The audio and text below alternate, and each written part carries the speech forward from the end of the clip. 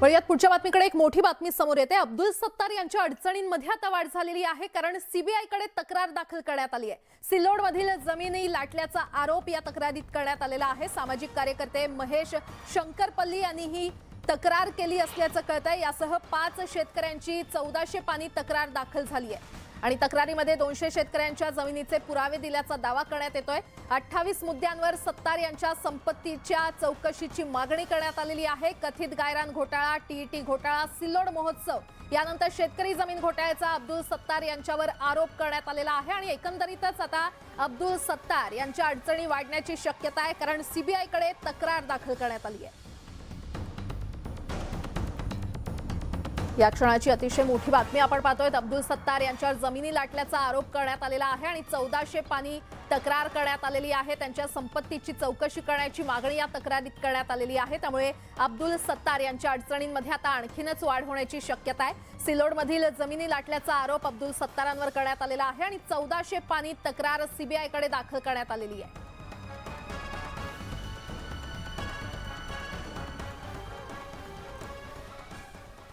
आणखीन एक मोठी बातमी। कोल्हापूरमधील जन आक्रोश मोर्चाला अगदी थोड्याच वेळात सुरुवात होते आहे। हजारो लोक या मोर्चामध्ये सामील झाले असल्याचं पाहायला मिळतंय। या क्षणाची अतिशय मोठी बातमी।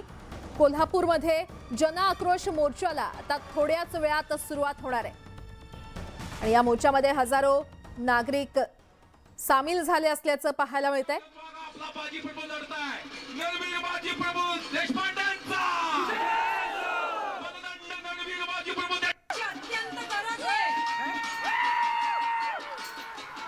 या संदर्भात अधिक माहिती देत आहेत आमचे प्रतिनिधी सचिन जाधव आपल्यासोबत जोडले गेलेले आहेत। सचिन, जन आक्रोश मोर्चा आता सुरू होते, या मोर्चाचं नेमकं स्वरूप काय आहे?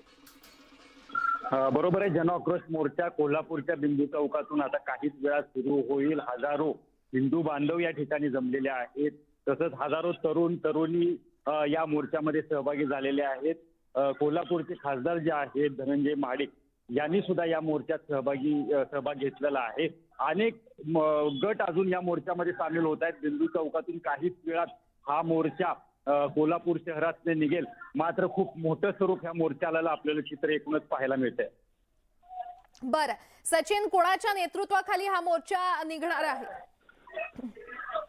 नेतृत्वाखाली असं म्हणता येत नाही, कारण हिंदू बांधव हिंदू भगिनी या मोर्चामध्ये सहभागी झालेल्या आहेत। हिंदू बांधवांच्या वतीनं हा मोर्चा आयोजित करण्यात आलेला आहे, मात्र यामध्ये धनंजयराव महाडिक हे यामध्ये खासदार जे आहेत ते सामील झालेले पाहायला मिळतात।